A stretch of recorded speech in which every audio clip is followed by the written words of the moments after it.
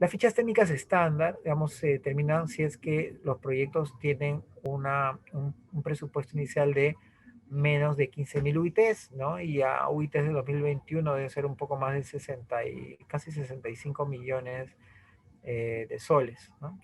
Luego tenemos las fichas técnicas de mediana y baja complejidad, que ya hemos visto que se clasifican cuando utilizamos el anexo número 10. Luego vienen las fichas técnicas de perfil, ¿no? Que se denominan de alta complejidad y que pueden estar entre 15.000 UITs y 407.000 UITs o inclusive mayores, ¿no?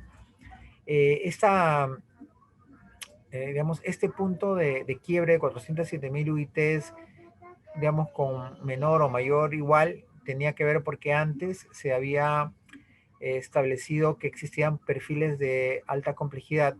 Esa, digamos, esa tipología de perfiles de alta complejidad ya no existe, ¿no? Uno de los últimos cambios ya se dejó de utilizar perfiles reforzados que le llamaban, ¿ya? Porque una de las denominaciones de perfiles tenía que ver con que el perfil reforzado se formulaba con información primaria, así decía los anteriores anexos o directivas. Sin embargo, las personas que formulamos proyectos sabemos que el levantamiento de información para poder formular un proyecto de inversión no debe de ser hecha con información secundaria. Yo diría, me atrevería a decirles que jamás, ¿ok? ¿Por qué? Porque ningún proyecto es igual y todo proyecto tiene sus propias complejidades y es necesario de que utilicemos información primaria para formular el proyecto, para hacer su modelo de sostenibilidad del proyecto. Información primaria quiere decir que tenemos que ir a buscar información de primera mano, de primera fuente, que tenemos que viajar, que tenemos que ir al ámbito geográfico donde se va a llevar a cabo nuestro proyecto. Y eso yo se los recomiendo como persona, como profesional que está en esos temas, desde el proyecto de ficha técnica más simplificado, siempre información primaria. Entonces, en realidad eso de que la diferencia entre perfil y perfil reforzado era que una era información de secundaria y otra información primaria, de verdad que estaba jalado de los pelos, o sea, estaba, digamos, demasiado forzado y para la gente que estamos en el ámbito de inversiones era, no, de verdad que no tenía sentido, ¿no? Que se haya puesto en un ámbito normativo, una directiva, ese tipo de indicación. O sea, no, ya es, pues felizmente lo quitaron, ¿no? Entonces, pero quedó por ahí eso de menor a 407.000 UITs o mayor a 407.000 UITs, que en este momento no tiene mayor sentido. Revisen un poco la información y eso bueno, seguramente que lo van a arreglar en las próximas modificaciones que hagan. Entonces, para empezar a formular los proyectos, ya sea de manera indirecta a través digamos, de contratistas o de consultores, ¿ya? O si ustedes lo hacen con su equipo propio de manera interna, in-house, dentro de una unidad formuladora, tienen que fijarse de acuerdo a la ficha técnica, digamos, que le corresponda, qué contenido mínimo deben de desarrollar, ¿ya? Entonces, si hacen el TDR, ustedes dirían o tienen que listar, este es el contenido mínimo que ustedes tienen que presentar para el estudio, ¿no? Entonces, acá estamos revisando la ficha técnica simplificada, digamos, el de contenido mínimo más simple, y vamos a revisar qué deberíamos de poner en cada uno de los puntos del contenido mínimo. Primero, lo que te indica como requisito indispensable es que en la ficha técnica simplificada debes de hacer una definición del problema y objetivos. En la práctica, ¿qué significa esto? De que tenemos que utilizar una técnica que se llama el árbol de problemas y del árbol de objetivos. El árbol de problemas es un árbol que se denomina de árbol de causas, problemas y efectos. Y el árbol de objetivos se llama un árbol de medios, objetivos y de fines, ¿no? Esto lo vamos a ver, se los voy a enseñar a detalle para que sepan ustedes armar sus árboles de problemas y sus árboles de objetivos. Luego, el segundo punto que se tiene que desarrollar es la cuantificación de la contribución del proyecto al cierre de brechas. O sea, en cuánto se va a impactar en el indicador que ustedes tienen que asociar. Entonces, nuevamente les comento, ven, en el contenido mínimo de las fichas, ustedes van a tener que, en todos los casos, poner cuál es la contribución, el valor de la contribución del proyecto particular al cierre de brechas sectoriales del ministerio o de la institución que ustedes están, para el cual ustedes están laborando, ¿ya? Y eso es algo indispensable, ¿no? O sea, no se puede hacer una inversión que no tenga un reflejo, un impacto en algún indicador.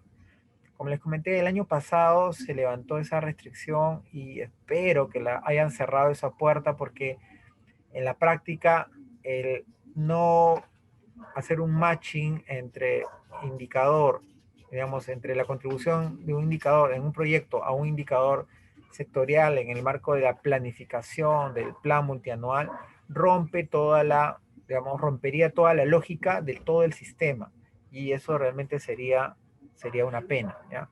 Espero que hayan tratado de mejorar eso y cerrarlo. Bueno, el tercer punto que tenemos que indicar en una ficha técnica mínima es la justificación del dimensionamiento del proyecto.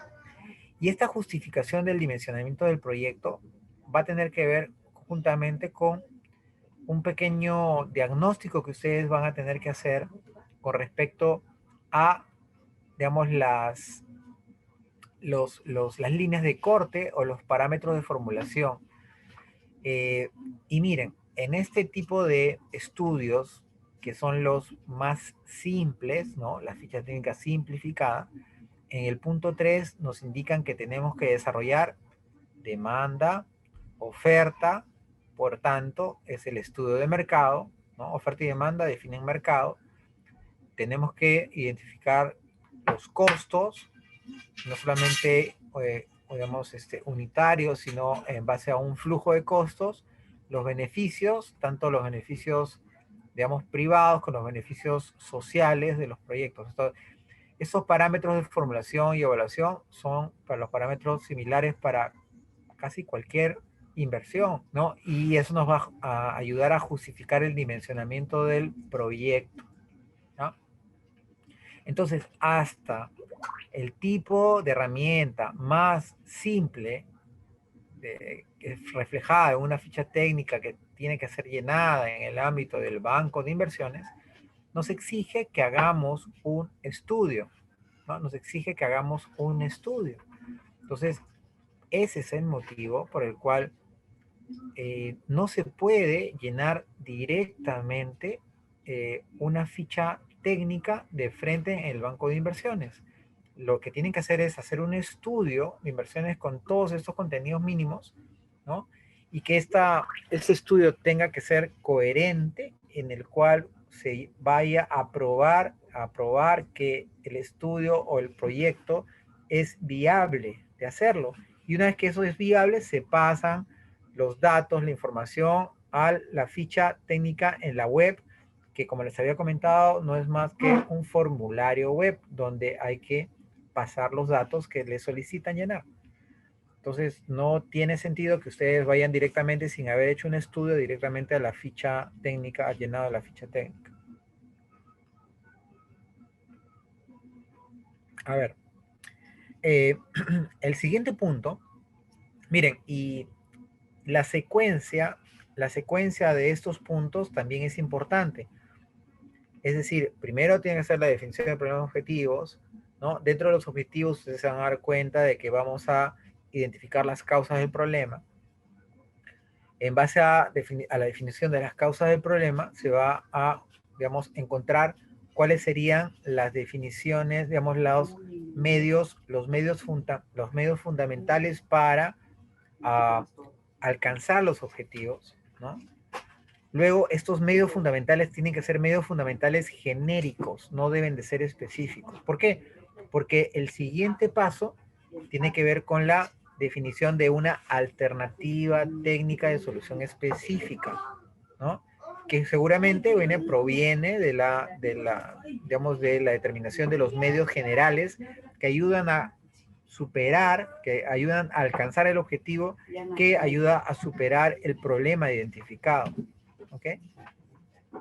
Entonces luego viene esa definición de la alternativa técnica de solución y luego que se define esa alternativa técnica de solución en base a algunos criterios que les voy a mostrar también cuáles serían esos criterios para definir la alternativa técnica de solución.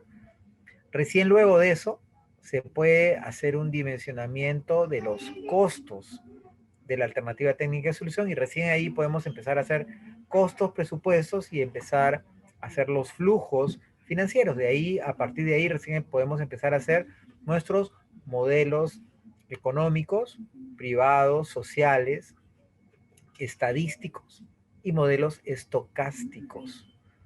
¿Ya? Estos temas que estamos hablando en ese momento, seguramente mucha gente no los ha escuchado, si es que han salido hace tiempo de la universidad, inclusive los que recién están saliendo de la universidad, están escuchando, digamos, esos términos también, porque son totalmente novedosos, ¿ya?